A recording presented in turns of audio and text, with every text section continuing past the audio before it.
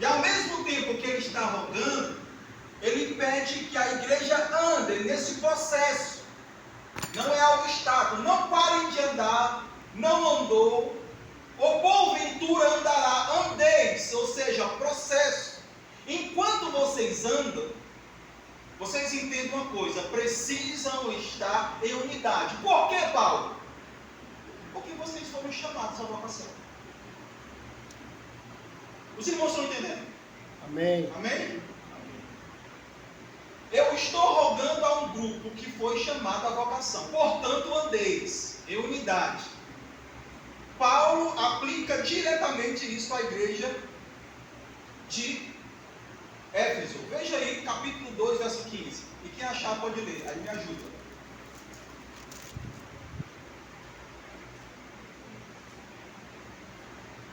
Abolindo na sua carne a inimizade, isto é, a lei dos mandamentos, que consiste em ordenança, para fazer si mesmo de dois um novo homem, fazendo assim a paz. Muito bem. Fazendo de dois um homem. Os irmãos sabem que tipo de grupo existia na igreja de Éfeso? Os judeus e os gentios. Paulo diz, desse grupo que aqui está, Deus fez um, o corpo da igreja. Ele vai trabalhar mais à frente. E ele fez isso mediante ao efeito de Cristo nessa vocação. Então, quando Paulo diz de dois fez um, ele está dizendo que as diferenças, elas precisam ser secundárias, porque a prioridade é perceber a vocação de andar em unidade. Amém. Então Paulo coloca uma carta em xeque na mesa daqueles que pretendem colocar em prioridade as diferenças.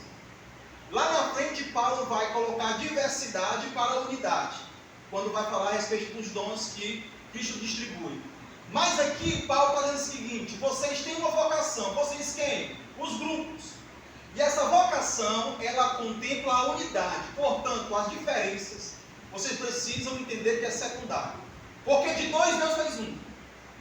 Não há mais grego, não há mais judeu, cita, escravo, nem livre. Deus uniu tudo isso em um único corpo, o corpo da igreja. Então eu rogo que vocês andeis nesta vocação e vocês vão produzir esta unidade, porque vocês fostes chamados.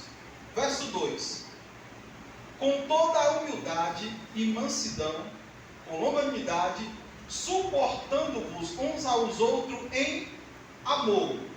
Isso é a consequência de andar em unidade. Se não houver esses adjetivos aqui, não tem como andar em unidade. Humildade, mansidão, longanimidade e suportando-vos uns aos outros.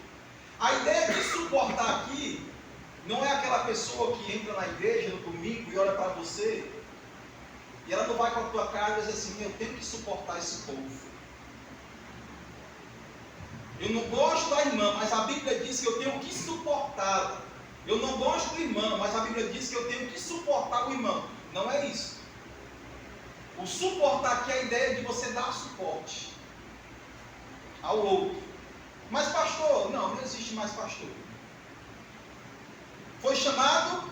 Foi chamado. Então, dê suporte ao irmão em humildade, em mansidão, com longanimidade, aos outros em amor.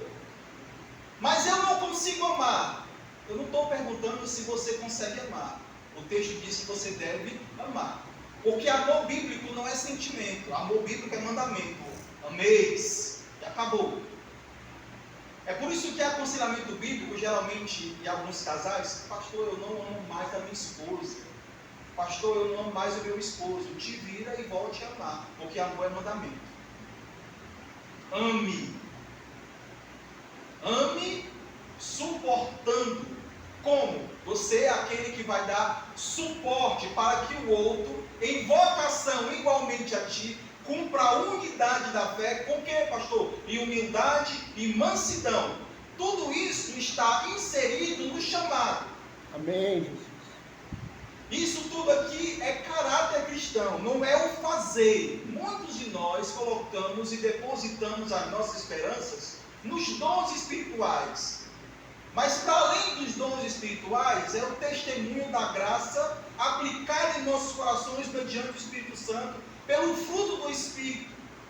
O fruto do Espírito precisa ser exercitado na igreja. Por quê? Porque vocês foram chamados. E na medida que os irmãos foram chamados e estão andando para promover essa unidade, os irmãos vão exercer a humildade, a mansidão e dando suporte ao outro que porventura não entendeu ainda, porque você entende que as diferenças vão ter que ser secundárias. A prioridade é andar em unidade da fé. Amém, Jesus. E Paulo está falando para aqueles que foram chamados. Aí a aplicação é muito direta. Os irmãos foram chamados? Amém. Então, se os irmãos foram chamados, andeis com toda humildade, mansidão, suportando-vos uns aos outros em amor, pela unidade da fé. Pela unidade da fé. Em um mundo onde a corrida para ser melhor que A que B, ter status mais evidente do que A do que B, a humildade muitas vezes fica de lado. Mas isto não é aplicacional para a igreja. A igreja precisa andar em humildade. Humildade. E a carta gêmea de Efésios é Colossenses. E Colossenses vai dizer que o nosso Cristo, ele em humildade se humilha. Para que este exemplo seja aplicado à igreja. Por isso que Paulo, ao rogar à igreja, aqui não é somente oração, o rogo é de entranhas. É de algo que é mais do que um mero balbuciar. Ele roga com entranhos afetos a essa igreja. Eu preciso que vocês entendam, eu preciso que vocês andem, porque vocês foram chamados. Andem em humildade, dando suporte ao outro em amor, porque as diferenças são secundárias. A prioridade é a unidade do corpo.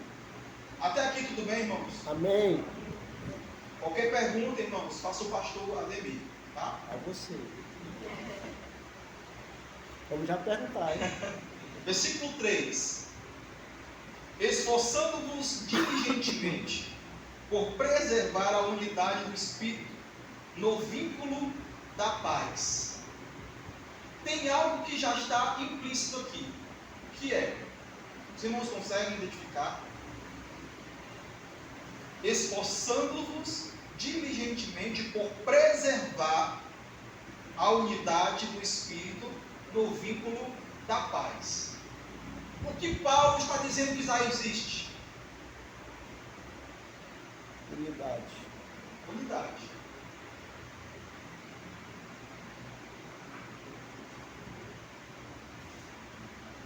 E por que ele pede que você preserve essa unidade? Porque Paulo ele está falando tanto no horizontal como no vertical. Tanto na subjetividade como na objetividade.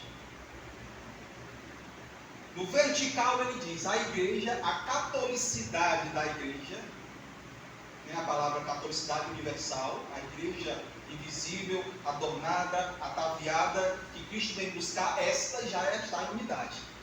Satanás não quebra, você não quebra, esta já está em unidade. Mas à medida que eu percebo isso, aqui eu vou puxar um pouco na doutrina que nós estamos dando na igreja.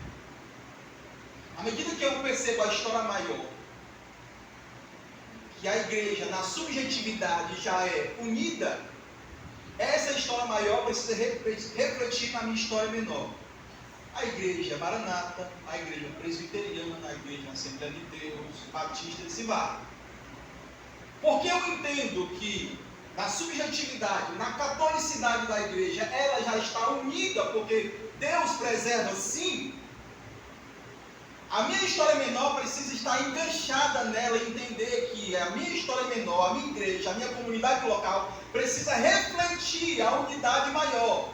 Essa catolicidade na unidade, na subjetividade da igreja invisível, precisa ser aplicada à minha comunidade. É por isso que Paulo diz: preserve esta unidade.